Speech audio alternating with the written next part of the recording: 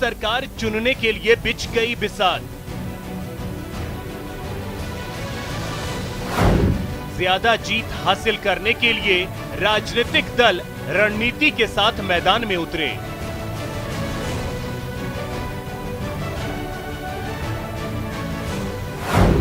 भरतपुर और दौसा में कांग्रेस ने बिना सिंबल के चुनाव लड़ने का फॉर्मूला अपनाया।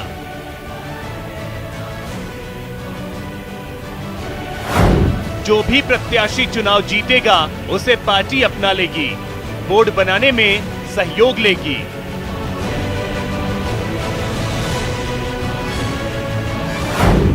पिछले पंचायती राज चुनाव में भी कांग्रेस को बिना सिंबल चुनाव लड़ने का हुआ था फायदा।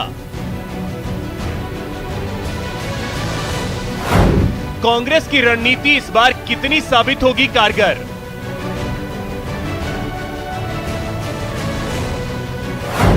बीजेपी और कांग्रेस दोनों को पंचायत चुनाव में बागियों का खतरा।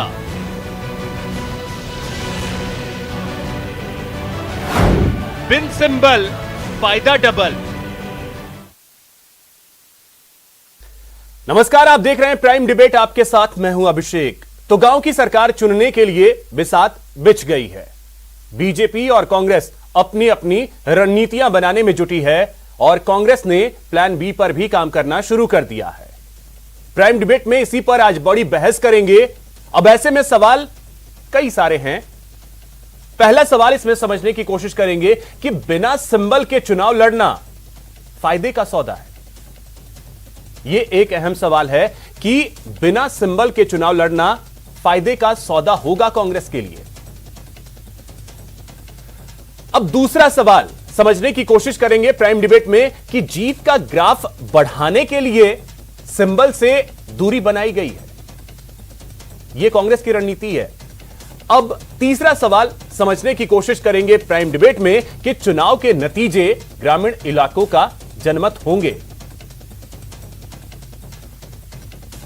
तो इन्हीं सवालों के इर्द गिर्द हम रहेंगे प्राइम डिबेट में। हमारे साथ एक गेस्ट पैनल भी है। सबसे पहले उनका परिचय करवा दूं। हमारे साथ जुड़ रहे हैं गजेंद्र सिंह सांखला जी, कांग्रेस नेता हैं। गजेंद्र जी, बहुत स्वागत है आपका न्यूज 18 राजस्थान पर। बीजेपी से हमारे साथ जुड़ रहे हैं रामलाल शर्मा जी। रामलाल जी, बहुत स्वागत है आपका। साथ ही हमारे साथ जुड़ रहे हैं अवधेश आकोदिया जी, वरिष्ठ पत्रकार हैं। अवधेश जी, आपका भी बहुत स्वागत है न्यूज 18 राजस्थान पर। गजेंद्र जी, चर्चा की शुरुआत मैं आप ही से करना चाहूंगा। जिस प्लान पर कांग्रेस काम कर रही है गांव की सरकार बनाने के लिए, किस तरीके से देख रहे हैं? क्या यह फायदे का सौदा कांग्रेस को दिख रहा है? बिल्कुल सर, चुनावों के अंदर इस बात को बहुत गंभीरता से देखना पड़ता है। वो इस रूप में कि हमारे बहुत से साथी आज चुनाव लड़ना चाहते हैं। पंचायत का चुनाव है, जिला परिषद और पंचायत समिति का चुनाव है, लड़ना चाहते हैं। और ऐसी स्थिति के अंदर जब एक से ज्यादा उम्मीदवार प्रभावी तरीके से उस क्षेत्र के अंदर चुनाव लड़ने की स्थिति रखते हैं, चुनाव जीतने की स्थिति रखते हैं, बड़े बड़े समुदाय से हैं और कांग्रेस की आइडियोलॉजी से है, तो ऐसी स्थिति के अंदर कई बार पार्टी इस बात का पार्टी हित में निर्णय लेती है कि जो उम्मीदवार जनता जिसको एक्सेप्ट करेगी, कांग्रेस के साथी हैं और कांग्रेस के साथी जनता के बीच में जाकर चुनाव लड़के आएंगे तो वो निश्चित रूप से कांग्रेस के साथ रहेंगे। तो ऐसी स्थिति के अंदर यह निर्णय भी कई बार पार्टी हित में लेती है और यह लेना जरूरी भी है। सिंबल देने के बाद क्या खतरा ज्यादा था नुकसान होने का? नहीं, सिंबल देने कई ऐसा नहीं है सब जगह सिंबल नहीं दिए, कुछ जगहों पर ऐसी स्थिति है। दौसा में कई जगहों पर नहीं दिए गए। हाँ, भरतपुर दौसा में नहीं, सही कह रहे आप। और उसका कारण यही है कि उम्मीदवारों की संख्या ज्यादा होने के कारण कई बार पार्टी निर्णय लेने की स्थिति में एक फिक्स की पोजीशन में होती है कि अगर मान लीजिए हम दोनों धड़े मजबूत हैं और दोनों धड़े कांग्रेस से जुड़े हुए हैं, अब एक को आप दोगे दूसरा नाराज होगा। ऐसी स्थिति के अंदर पार्टी हित में बैठ करके निर्णय लिया जाता है कि आप चुनाव लड़िए और जनता एक्सेप्ट करेगी, वो कांग्रेस के साथ है, कहीं दिक्कत नहीं है। यानी रूठों को मनाना ना पड़े इस वजह से सिंबल ही नहीं देना है। रूठों को मनाने की से पहले भी चुनाव में चुनाव की रणनीति का ये एक पार्ट होता है कि ऐसी स्थिति के अंदर चुनाव के अंदर पार्टी के वोटों का डिफ्लेक्शन नहीं होना चाहिए। हमारे जो पार्टी के कार्यकर्ता हैं, साथी हैं, जिन्होंने बरसों तक पार्टी में योगदान दिया है, वो इस पंचायत चुनाव के सिंबल को लेकर के उनके मन में किसी प्रकार से खटास पैदा ना हो, ऐसी स्थिति तो के पार्टी अंदर के वोटर्स जाएंगे किधर, क्योंकि कांग्रेस का सिंबल तो वहां होगा नहीं। पार्टी आपके साथ है, वोटर्स में डिफ्लेक्शन ना हो, लेकिन वोटर्स जाएंगे किधर, क्योंकि पार्टी का सिंबल तो वहां होगा नहीं। पार्टी का सिंबल नहीं होता, लेकिन उसके बावजूद भी ग्रामीण इलाके के अंदर लोग एक दूसरे के बहुत क्लोज होते हैं। आम आदमी एक दूसरे से बहुत व्यक्तिगत पहचान रखते हैं कि किस पार्टी से बिलोंग करता है। कांग्रेस ने 1994 के अंदर भी जब आपके नगर पालिकाओं के चुनाव थे, तो पूरे राजस्थान के अंदर कांग्रेस ने निर्णय कर लिया था कि भाई इस बार हम नगर पालिकाओं के अंदर चुनाव में सिंबल नहीं देंगे। तो कई बार पार्टी हित के अंदर इस प्रकार का निर्णय लेना होता है, और पंचायत यानी कि कांग्रेस ने पूरा तोल-मोल कर लिया है, उसके बाद ही ये फैसला लिया होगा। ये ग्रामीण जनता जनप्रतिनिधियों के साथ बहुत गहरा संबंध। रामलाल जी, कांग्रेस के इस फैसले से बीजेपी को नुकसान का भी खतरा है, हो सकता है फायदा भी हो जाए। बीजेपी किस तरीके से देख रही है इस फैसले को? देखिए अभिषेक जी, गजेंद्र जी ने जो तर्क दिए अपनी पार्टी के हित में दिए, पार्टी को संगठित रखने की बात इन्होंने की, लेकिन वास्तविकता एक अलग ही है।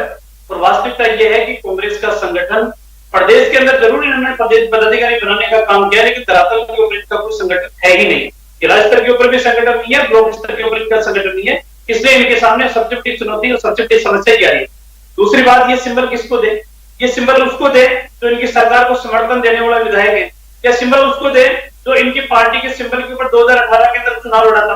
तो इनके सामने दुविधा इस बात की है कि आखिरकार हम सिंबल किसको दे, नेता किसको माने। अगर सिंबल इनके कांग्रेस पार्टी के कैडर से चुनाव लड़ा 2018 को उम्मीदवार उसको देंगे, तो इनकी सरकार को समर्थन देने वाला विधायक नाराज होता है, तो ये उसको भी नाराज नहीं करना चाहते। और दूसरी तरफ सिंबल अगर निर्दलीय इंडिपेंडेंट रूप से जो विधायक है उसको सिंबल पकड़ा दें, तो इनका कैडर नाराज होने का खतरा है। इसलिए ये मध्यम मार्ग को अपनाने का काम कर रहे हैं कि वास्तविकता को स्वीकार नहीं कर रहे। रही बात यह कि भारतीय जनता पार्टी एक कैडर बेस्ड पार्टी है, भारतीय जनता पार्टी का एक संगठन है, एक कैडर है, और उस कैडर के तहत हम सिंबल के आधार पर चुनाव लड़ने का काम कर रहे हैं। अब आप ये बताओ कि इनके इंडिपेंडेंट चुनाव लड़के आने वाले जो भी पार्षद है, जो प्रधान के चुनाव या जिला प्रमुख के चुनाव जब होंगे, तो क्या ये बार्गेनिंग करने का काम नहीं करेंगे, ये सौदा करने का काम नहीं करेंगे, ये इस सौदा के आधार के ऊपर सीटों को बेचने का काम नहीं करेंगे? सत्येंद्र जी, ये तो कम से कम आप स्पष्ट कर दो कि इस तरीके से विचारधारा से बंधा हुआ व्यक्ति दूसरी जगह जा नहीं सकता, और जब जा नहीं सकता वो अपने विचारधारा के कैंप के अंदर रहता है, तो आप नहीं तो रामलाल जी, तो बीजेपी भी तो चुनाव जीतने के बाद कई लोगों को अपने पास बुला लेती है, भले ही उनके सिंबल पे वो जीते हों या ना जीते हों, तो विचारधारा तो उनकी भी आपके विपरीत ही रही होगी। हम अभिषेक जी, वही लोग हमारे पास आते हैं जो हमारे विचारधारा और जो हमारे सिद्धांतों से सहमति रखने वाले लोग हैं। कांग्रेस की तरह नहीं है कि सबको फ्रीडम दे दिया। अच्छा, हाथ के सिंबल पे जो चुनाव जीत करके आते हैं, हाथ के सिंबल पे जो चुनाव जीत करके आते हैं, वो आपकी विचारधारा के लोग हैं। मैं ये कह रहा हूं कि हमारी पार्टी के अंदर जो हमारे विचारधारा सिद्धांतों से सहमति रखने वाला व्यक्ति है, जो आना चाहे उसका स्वागत है। तो कांग्रेस भी तो यही दलील दे सकती है, लेकिन कई बार तो कांग्रेस भी तो यही दलील देती है।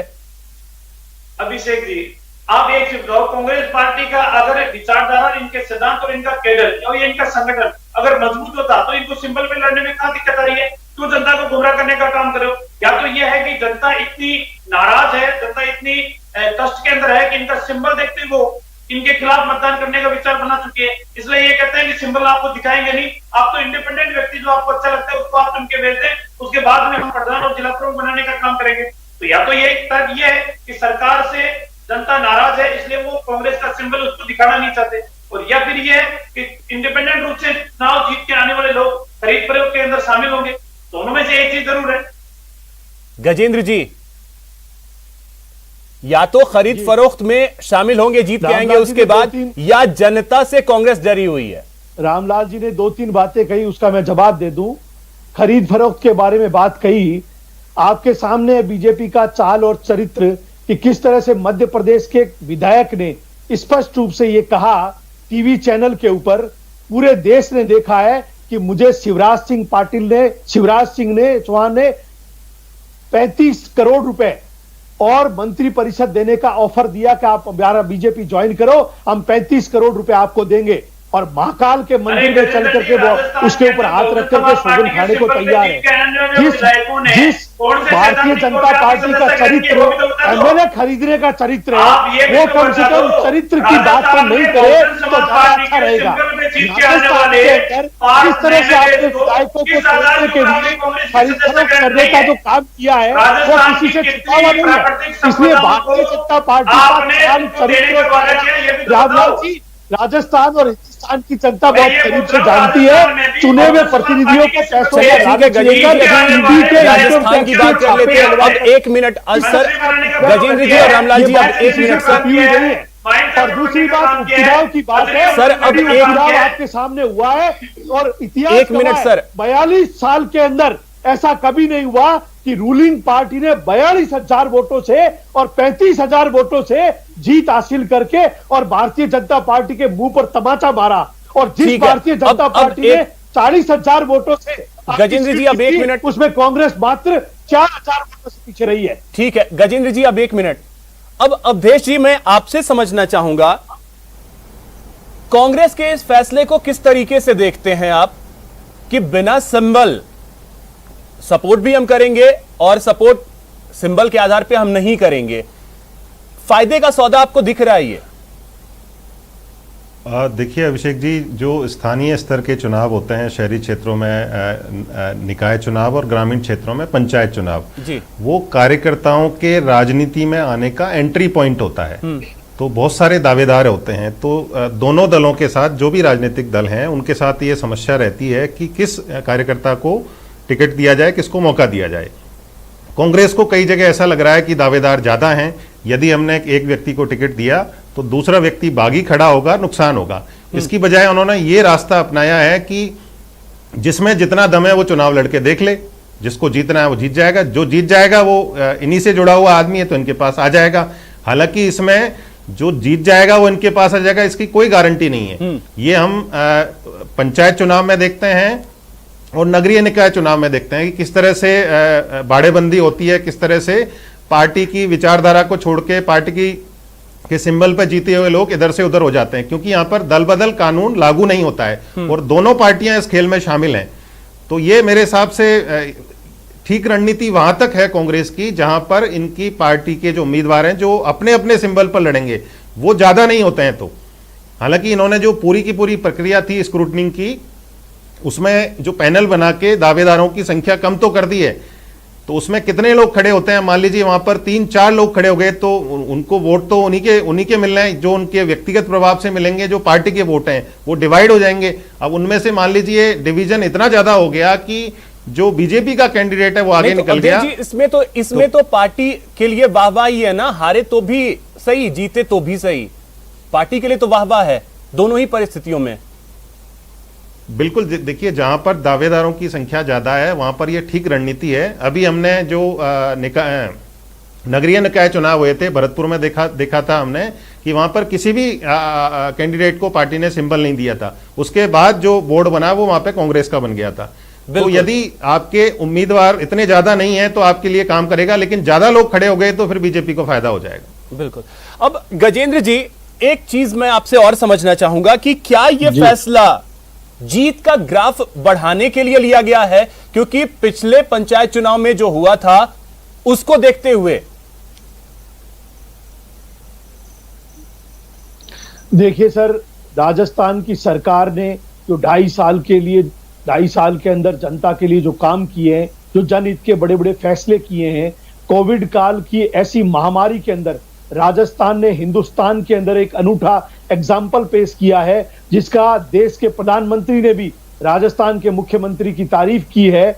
इस सारे कामों को देखते हुए जनता के अंदर आज कांग्रेस के प्रति बहुत अच्छा माहौल है। गजेंद्र जी, और जिस तरह से सीना ठोक करके तब तो सिंबल देना चाहिए था, तब तो सीना ठोक करके सिंबल देना चाहिए था। बताया ना आपको, सिंबल की परिस्थितियां अलग होती है सर। जब पंचायत चुनाव के अंदर छोटे छोटे कार्यकर्ताओं की संख्या ज्यादा होती है और उनके अंदर कई बार निर्णय करने की स्थिति सही बन नहीं पाती, ऐसी स्थिति के अंदर पार्टी ने पार्टी लाइन के अंदर यह निर्णय किया है कि हमें इनको फ्रीडम से चुनाव लड़ाना चाहिए। ये पार्टी कई बार निर्णय करती है।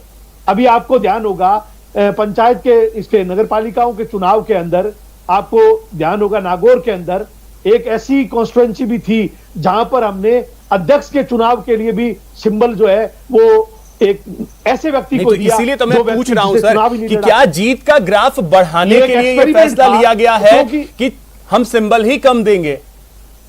जीत का ग्राफ बढ़ाने को लेकर के ही तो ये फैसला नहीं लिया गया। 100% राजनीतिक दल यही कोशिश करते हैं कि हमारे ज्यादा से ज्यादा बोर्ड बने, ज्यादा से ज्यादा निगम बने, ज्यादा से ज्यादा अब रामलाल जी, ज्यादा से ज्यादा रामलाल जी, जो फैसला कांग्रेस ने लिया है, अगर तीर निशाने पे लगा तो सबसे ज्यादा नुकसान तो आपको होगा। पिछले पंचायत चुनाव में आपको फायदा जरूर हुआ था, लेकिन इस चुनाव में अगर कांग्रेस का यह दांव सही रह गया तो फिर आपके लिए तो नुकसान है। देखिए अभिषेक जी, गजेंद्र जी इस बात को स्वीकार नहीं कर रहे कि कांग्रेस पार्टी इस समय जनता से डरी हुई है। इनके मन मस्तिष्क के अंदर ये बात बैठ चुकी है कि जनता हमारे से बदला लेने के लिए बैठी हुई है।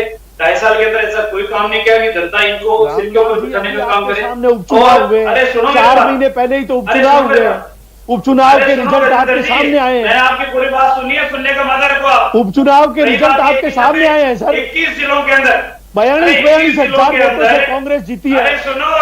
35 हजार से ऊपर से कांग्रेस जीती है। 40,000 से ज्यादा बीजेपी जीती हुई है, वहां बीजेपी 4,000 अभी आपके सामने हुआ है। 4 महीने पहले की बात है, कोई ज्यादा टाइम नहीं हुआ।